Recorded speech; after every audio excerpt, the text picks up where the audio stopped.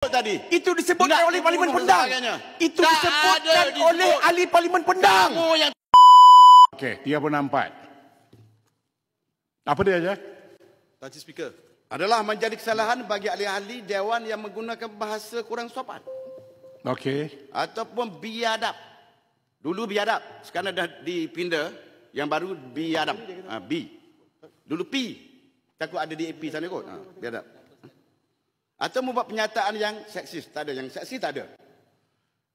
Ni, masalahnya sekarang ni.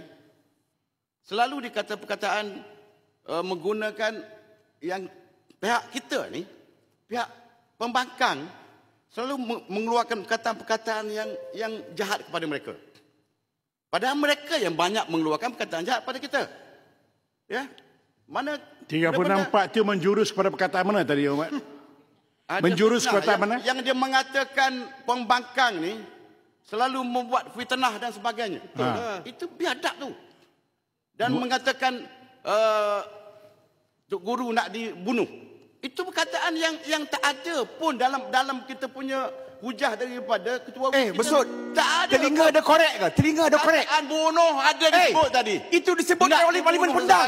Itu disebutkan oleh ahli Parlimen Pendang. Kamu yang timbulkan benda ni. Itu disebutkan oleh ahli Parlimen Pendang.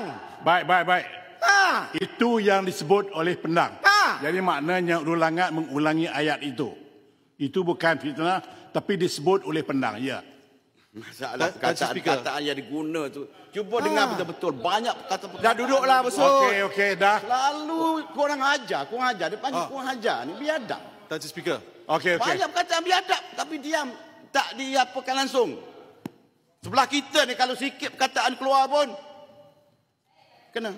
Dia pun nampak kena sebut. Saya kena unless and until you pick up a word. Word apa yang dia kata tadi? Penipuan tadi. Dia cakap ada perkataan penipuan. Kita menggunakan perkataan. Penipuan berlaku dia kata sebelah kita ni. Kita sebut benda-benda yang tak sepatutnya disebut. Perkataan itself tu bukan unparliamentary. Penipuan. Ya.